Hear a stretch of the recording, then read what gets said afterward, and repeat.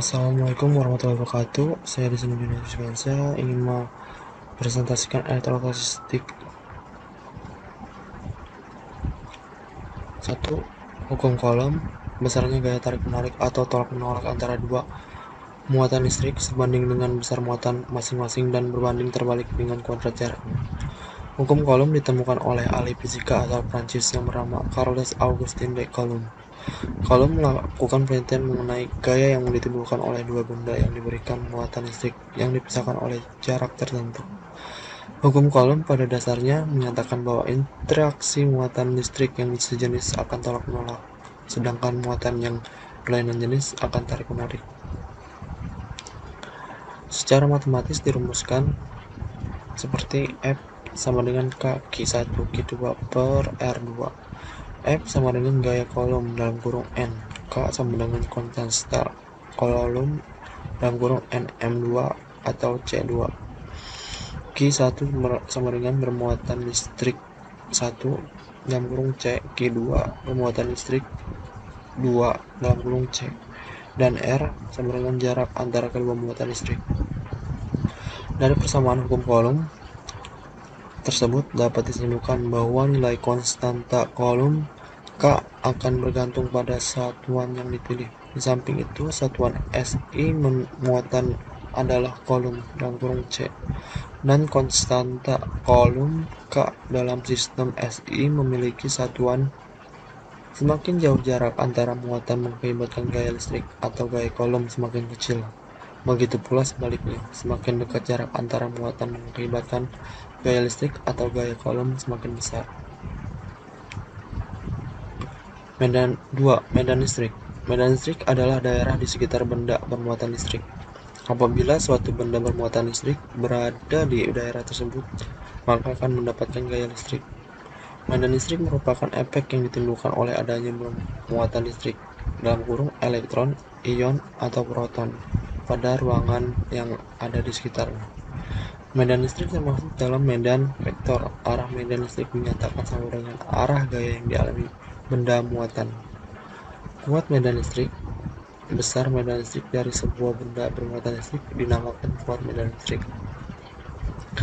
Kuat medan listrik pada suatu titik dalam medan listrik merupakan gaya persatuan muatan listrik pada titik tersebut. Secara matematis, rumus kuat medan listrik adalah sebagai berikut. E sama dengan F per Q dengan E sama dengan kuat medan listrik dalam kurung N per C. F sama dengan gaya Coulomb dalam kurung F, dan Q sama dengan muatan listrik benda dalam kurung C. 3. Hukum Gauss. Gauss merumuskan sebuah hukum yang menentukan besarnya sebuah flux dalam kurung total garis medan listrik yang menembus suatu luas permukaan tertentu. Listrik yang menembus suatu permukaan tertutup sebanding dengan total muatan listrik yang melingkupi permukaan tertutup. Ia berhasil menemukan perumusan untuk konsep garis-garis medan dalam bentuk persamaan matematis, di mana hukum Gauss ini dapat digunakan untuk menghitung kuat medan listrik pada kasus-kasus tertentu yang bersifat simetri. Untuk merumuskan hukum Gauss, kita dapat menggunakan konsep flux listrik. Tinjauan selanjutnya adalah flux listrik. Untuk permukaan tertutup, misalnya terdapat sebuah muatan titik Q, kuat medan listrik E yang dihasilkan dari muatan titik yang dilingkupi oleh luasan tertutup, yaitu berbentuk bola berjari-jari R dengan muatan Q di pusat bola. Hal tersebut dapat didefinisikan sebagai berikut. Permukaan Gaussian di sekitar distribusi muatan dalam kurung baik muatan titik, muatan pada garis, muatan pada permukaan, ataupun muatan pada volume merupakan permukaan tertutup, sementara intensitas medan listrik di semua titik pada permukaan adalah sama, dan flux listrik yang melalui permukaan sepanjang garis normal permukaan. 4. Potensial listrik. Potensial listrik adalah jumlah usaha yang diperlukan untuk memindahkan unit muatan dari titik referensi ke titik tertentu di dalam lapangan tanpa menghasilkan akselerasi. Biasanya, titik referensi adalah bumi atau titik tanpa batas, meskipun titik apapun dapat juga digunakan sebagai usaha yang diperlukan untuk memindahkan muatan positif sebesar satu satuan dari tempat tak terhingga ke suatu titik tertentu. Potensial listrik dapat pula diartikan sebagai energi potensial listrik, persatuan muatan penguji. Rumus potensial listrik V sama dengan W per Q, dengan V sama dengan beda potensial listrik atau dalam kurung satuan volt, W sama dengan energi listrik atau satuan joule, Q sama dengan muatan listrik dalam kurung satuan coulomb. Beda potensial listrik adalah banyaknya energi listrik yang dibutuhkan untuk mengalirkan muatan listrik dari ujung-ujung pengantar. Hubungan antara energi listrik, muatan listrik, dan beda potensial listrik secara matematik dirumuskan sebagai berikut. V sama dengan W per Q. Beda potensial atau biasanya disebut tegangan listrik adalah perbedaan jumlah elektron yang berada pada suatu arus listrik. Perbedaan jumlah elektron ini dapat disebabkan karena adanya penumpukan elektron pada satu sisi sumber arus listrik dan di sisi lain jumlah elektronnya lebih sedikit.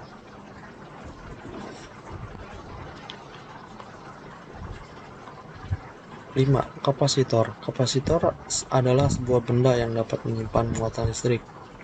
Benda ini terdiri dari dua pelat konduktor yang dipasang di dekat satu sama lain tapi tidak sampai bersentuhan. Benda ini dapat menyimpan tenaga listrik dan dapat menyalurkan kembali. Kegunaannya dapat kamu temukan seperti pada lampu flash, pada kamera, juga banyak dipakai pada papan sirkuit elektrik, pada komputer yang kamu pakai maupun yang berbagai peralatan elektronik. Berikut di bawah ini beberapa fungsi yang ada dalam sebuah kapasitor itu. 1. Buat menyimpan arus dan tegangan listrik sementara waktu. 2. Sebagai penyaring atau filter dalam sebuah rangkaian elektronika seperti power supply atau adaptor. 3. Menghasilkan bouncing dalam kurung percikan api apabila dipasangkan pada saklar. 4. Sebagai kopling antara rangkaian elektronika suatu dengan rangkaian elektronika yang lain. Buat menghemat daya listrik apabila dipasang pada lampu neon. 6. Sebagai isolator atau penahan arus listrik untuk arus DC atau searah. 7. Sebagai konduktor atau penghantarkan arus listrik untuk arus AC atau bolak-balik. 8. Buat meratakan gelombang tegangan DC pada rangkaian pengubah tegangan AC ke DC dalam kurung adaptor. 9. Sebagai oskilator atau pembangkit gelombang AC dalam kurung bolak-balik dan lain sebagainya. Jenis-jenis kapasitor. 1. Kapasitor elektrolitik. Kapasitor elektrolitik yaitu kapasitor yang pembuatannya bisa disebut elektrolisis yang berbentuk kutub positif dalam kurung plus dan kutub negatif sama dengan dalam kurung min. Kapasitor elektrolitik jenis ini terbuat dari lapisan metal oksida. 2. Kapasitor elektrostatis.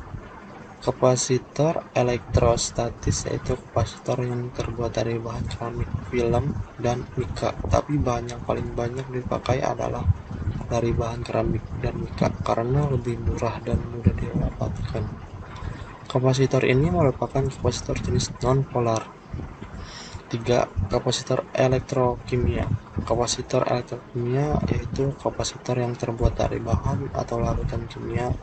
Benda ini bisa kamu dapatkan atau temui pada baterai aki. Baterai dan aki mempunyai tingkat kebocoran arus yang sangat kecil dan kapasitasnya yang cukup besar.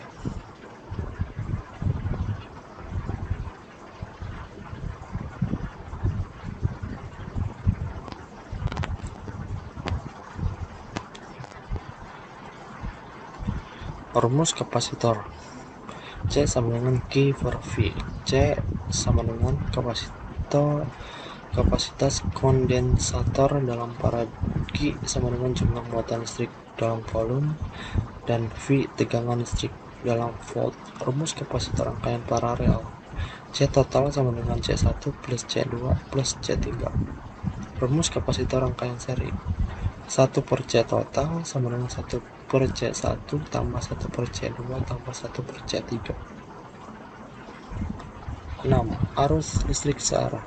Arus listrik searah dalam kurung direct current atau DC adalah aliran elektron dari suatu titik yang energi potensialnya tinggi ke titik lain yang energi potensialnya lebih rendah. Contoh dari penggunaan listrik arus searah yaitu penyaluran tenaga listrik komersil yang pertama dalam kurung dibuat oleh Thomas Alva Edison di akhir abad ke-19 menggunakan listrik arus searah. Generator komersil yang pertama di dunia juga menggunakan listrik arus searah. Gejala-gejala kelistrikan. 1. Ohm. Hukum pertama yang berhubungan dengan gejala kelistrikan pada listrik DC adalah hukum Ohm. Hukum Ohm menjelaskan kalau satu rangkaian listrik akan memiliki nilai kuat arus yang berbanding lurus dengan tegangan pada ujung rangkaian dan berbanding terbalik dengan hambatan, sehingga hukum Ohm punya rumus seperti di bawah ini. V sama dengan I kali R. Keterangan: V adalah tegangan satuan rangkaian volt, I adalah kuat arus yang melalui rangkaian listrik ampere, dan R adalah hambatan yang ada di dalam rangkaian listrik dan kurung Ohm. Hukum Faraday. Hukum kedua yang terjadi pada listrik biasa adalah hukum Faraday. Hukum Faraday menjelaskan kalau ada dua muatan yang berbeda akan terjadi medan listrik yang mana garis gayanya bakalan ngarah dari muatan positif ke muatan negatif. Garis gaya listrik berbeda dengan arah gerakan elektron karena arahnya masuk ke muatan negatif dan keluar dari muatan positif. 3. Hukum Oersted. Hukum ketiga yang terjadi pada listrik DC adalah hukum Oersted. Hukum Oersted menjelaskan hubungan medan magnet dengan kawat yang diberikan arus, yang mana kalau ada kawat menghantar lalu dialiri oleh arus listrik, maka akan ada medan magnet. Arah medan magnet ini bakalan dipengaruhi oleh arah arus dan arah kawat penghantar. 4. Hukum Kirchhoff 1 dan 2. Hukum keempat yang berhubungan dengan gejala listrik DC adalah hukum Kirchhoff 1 dan 2. Hukum Kirchhoff ini menjelaskan arus listrik dan tegangannya yang mengalir pada satu rangkaian listrik. Suatu rangkaian yang dialiri sebuah arus bakalan punya nilai yang sama antara arus yang masuk dengan arus yang keluar, serta aljabar tegangan pada sebuah rangkaian tertutup sama dengan 0. Ini adalah ada 3 rangkaian. Yang pertama itu rangkaian gabungan seri dan paralel, yang kedua itu rangkaian paralel, dan yang ketiga itu rangkaian seri seperti yang ada di gambar. Sumber listrik arus searah. 1. Generator arus searah. Sumber listrik DC pertama adalah generator arus searah. Generator arus searah memanfaatin energi gerak pada poros rotor di dalam stator yang bakalan menghasilin arus listrik. Generator arus searah dibedain menjadi beberapa bagian berdasarkan rangkaian belitan magnet atau penguat eksitasinya terhadap anker generator kompon, generator penguat terpisah, generator shut. 2. Elemen elektrokimia. Sumber listrik DC kedua adalah elemen elektrokimia. Elemen elektrokimia memanfaatkan perubahan energi kimia menjadi energi listrik, yang mana energi kimia didapetin dari cairan elektrokimia yang berada di dalamnya. Elemen elektrokimia dibagi menjadi dua berdasarkan waktu pemakaian elemen. Elemen primer dan elemen sekunder. 3. Sel surya. Sumber listrik DC ketiga adalah sel surya. Sel surya memanfaatkan energi matahari buat membangkitin elektron yang ada di semikonduktor di dalam sel surya buat menciptain energi listrik. Biasanya sel surya digunain buat ngegantiin sumber arus seperti baterai karena sel surya lebih tahan lama. 4. Termoelemen. Sumber listrik DC terakhir adalah termoelemen. Termoelemen mengubah perubahan suhu yang terjadi menjadi energi listrik, yang mana semakin besar perubahan suhu maka energinya bakalan semakin gede sehingga arus listrik semakin kuat. Belajar listrik DC bakalan ngebantu kamu buat mengalami fenomena kelistrikan yang terjadi di sekitar sehingga kamu bisa tanggap dan menyelesaikan permasalahan yang berhubungan dengan listrik DC. Dan itu dari saya penjelasan. Apabila ada kurang atau salah kata, dimohon maaf. Terima kasih. Wassalamualaikum warahmatullahi wabarakatuh.